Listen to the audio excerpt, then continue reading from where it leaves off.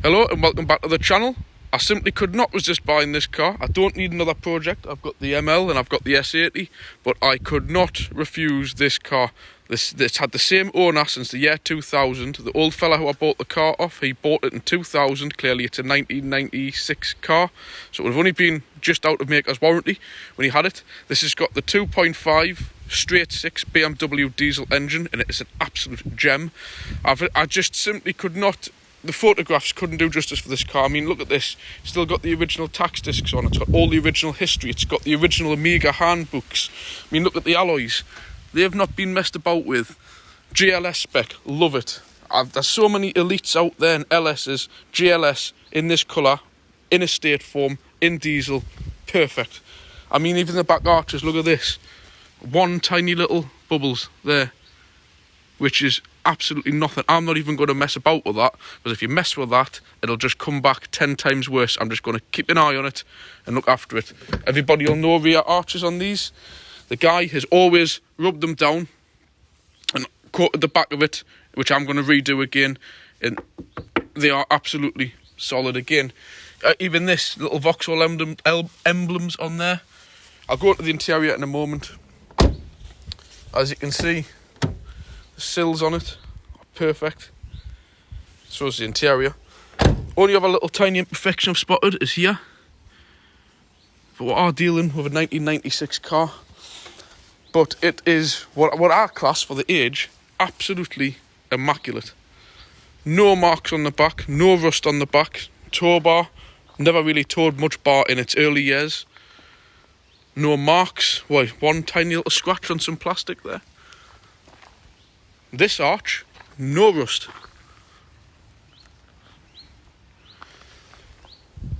Into this back, I mean, look at the back seats in this thing. They're brand new. They've obviously never been sat in. They've never been used. They've never had stuff chucked on top of them. Look at the carpets under the mats. Perfect. Driver's side, the one that you would expect to get the most wear. I mean, clearly it's used. It's done 93,000 mile. Seats are in perfect condition. No rips or tears. And I don't know if it's just me, but the Mark 1 pre-facelift Amiga for me is I much prefer this dashboard. We'll go inside in a moment. We'll go on the electric sunroof, fully working. I mean, look at this. It's got all the original number plates. I love that.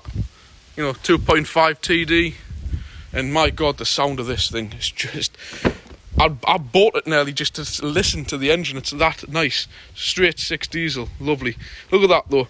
The edge of one of these in an estate. You would expect this to be absolutely gouged to pieces. There's barely a mark on it. Number plate the guy's given us for me caravan if I decide to tour with it.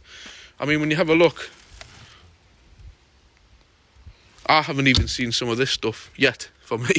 It's got all of the, you know, like all of this. Like, I'm going to get a load liner for it, but there's not a mark on it. And he's never had a liner in this. You can see it's being used. Just, it's been extremely well looked after. So, before we go on to the inside, we'll have a look under the bonnet. To be honest, if this car was a petrol one, like a 2.2, which most of the lower spec GLS's ones would have been, I probably would have given it a miss because I've got too much going on at the minute. But the fact it's in a state and it's got this engine in was just a must for me. I had to buy it. I had to have it. And again, even though they look a bit dated, I love the pre-facelift headlamps. I just like them. I think they suit the car. Very well-aged car, these, for its age. If you compare it to an N-Reg Astra, for example, I think the Amiga has really stood the test of time well. And look at this engine bay. Slam panel, like brand new. There's no rust around the McPherson struts. And this engine, what a gem. It sounds beautiful. I mean, there's not a single leak. There's the turbo down there, bone dry. All the filters have regularly been changed. I mean, the only work I am going to do with this car, this is the EGR valve. I'm going to take it off, clean it, and I'm just simply going to deactivate it by removing the vacuum pipe and these run a hell of a lot better without having that on. And before anybody starts, this is for off-road use, I just have to use it as a disclaimer, but this car hasn't even got a cat on, so emissions isn't really on the top priority of an old school diesel. So there you go, there's your straight 6, 1, 2, 3, 4, 5, 6, straight 6 BMW diesel. Don't get us wrong, they won't be lighting up the rear tyres or nothing like that. They only produce about 130 brake horsepower, but they are just such a nice engine on these cars. Compared to what Vauxhall were offering at the time, the GM engines were just terrible. Diesel ones, meaning. But with this, all I've got in store really is a good service. It doesn't even need it. In fact, the guy said that fuel filter, which it does look it, you might not be able to see there, it's brand new. I might leave that, but what I have got is an oil and filter, air filter, pollen filter. And if you look how old school the oil filter is, when was the last time you seen one like that? With a bolt running through the centre of it. Ain't seen one. In fact, I haven't actually seen one like that. You know, I'm 33. Normally it's like a plastic casing looking thing like that, or just a metal screw on one. So it's a canister filter like that. He's done the glow plugs on it. But what I will do, I don't want to get too dirty because the inside of the car is immaculate, so I don't want to get it dirty. But I will just fire it up. The sound of this thing. And yes, it's warm, so I don't need to wait for the old glow plugs. Look at that, on the key. Listen to that. I don't know how this is coming out on camera, but that just sounds terrific to me. I wish I had a tripod. I'll give it a little rev.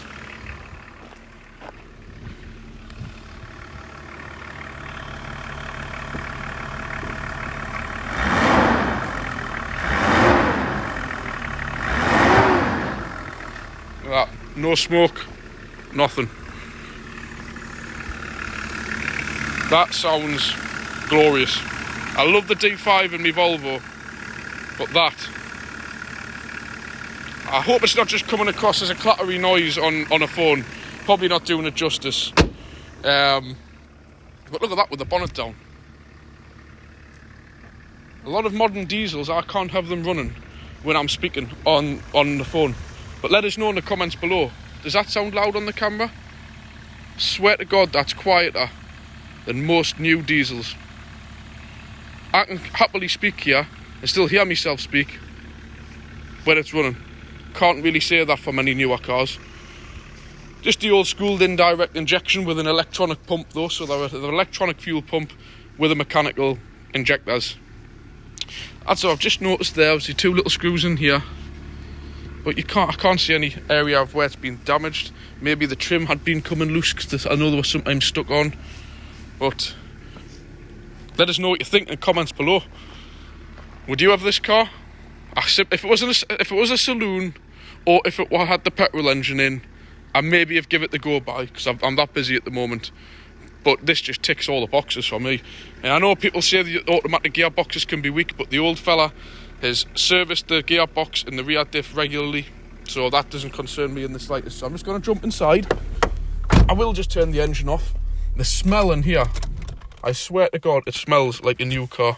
But look at this, what a nice place to be. I know the Elites are nice, but these velour premium seats in the door cards, it's just so nice. I actually really do prefer this GLS spec on a car of this age, because half the stuff like the aircon and that, if it had it, it wouldn't work.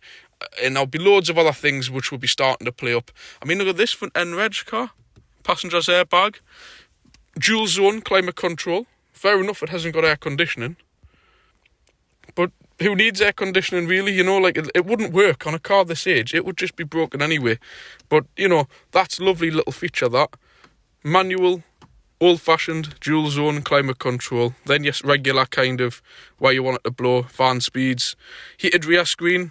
And again, something that reminds me of Vauxhalls when I used to be younger. Is I always wondered what this little orange thing was. You couldn't push it. It looked like an LED. What is it? So when you put your heated rear screen on, it lets you know your heated mirrors are on. I'll just switch that off. Great. Just that brings back memories of the old Astra Fs, which I used to drive when I passed my test. We had a R-Reg one, estate in white, Merit, bottom of the range. So just little things like that. Your recirculation hazards. Proper mechanical click. Nice. not copying hub nut there, but I do have an issue with some of these clicks. Hence, I'm not going to do the triangle of doom because I personally don't care. Across here, you've got your map reading lights. And then you've just got your standard light there. I don't think you get any in the back because, again, GLS spec. They should be under those back hand grabbers, which they're not. But there is a one in the boot all the way back there. And it is a long way back. This must be one of the largest cars of the class, to be honest. So coming round to the centre, you've got all this nice kind of, you know, what our class is, what most new Astras have, you know, like newer ones, you know, Astra Gs, Astra Hs, you know, this is all this. I'll put the radio on, I'll just turn it down. Like you say, still got your display, RDS. And, you know, you've got down here, you've got your front electric windows. Personally, it's all you need. Automatic gearbox really does work with this engine a treat. I have had people on saying, oh, that they're weak, and if you tune them up, they'll just blow up and stuff. This car had 42,000 mile in 2000, so it's only done under 50,000 mile since 2000. So what's that in 21 years? And the guy has always changed the automatic gear fluid and the rear diff, and the engine's been serviced to death as well, and the way it drives is absolutely fantastic. So yeah, I know if you do a stand and start on them, you can blow the gearboxes up, but I've not certainly bought this car to do any standing wheel spins or something like that. I'm not interested. The car just drives beautifully how it is. You've got all your usual rear vents in the back. Centre storage, that's actually my can because I had nowhere to put it.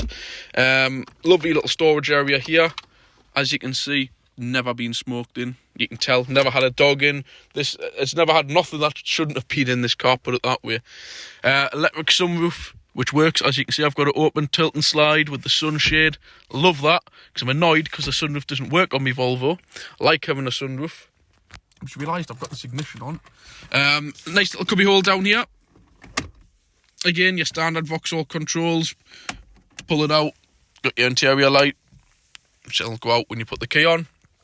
And actually, that's my error. It's only got 91. Just about by the time I get home, it'll have 92,000 on. You know, but just great. You've got your electronically controlled intermittent wiping there, which was a big thing back in the day. And the only thing it hasn't got is cruise control, but I'm going to have a look into fitting this because I do believe I'm just going to take this cowling apart. There should be a little wire down here. And what I'll do is I'll go out and buy the bigger stalk, which looks like, I don't know if you can see it in the picture, like this one, a fatter stalk with the buttons on the end. And with these being an older vehicle, it shouldn't even need programmed in. And it's automatic, so you wouldn't even need to fit a clutch switch. So all you need to do is get the cruise control one, and it should work. If not, it may need Tech 2. But for the price of a stalk, less than 20 quid, I'm going to give it a go. But all these nice little cubby holes.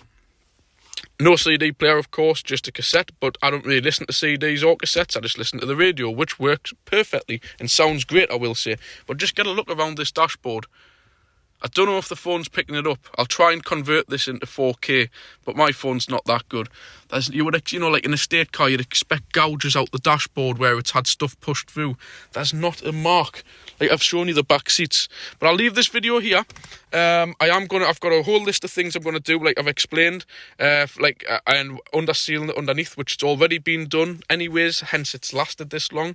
But if you like this, leave a comment, like, subscribe. It all helps me channel. And I'll catch you in another video. Thanks for watching. Bye.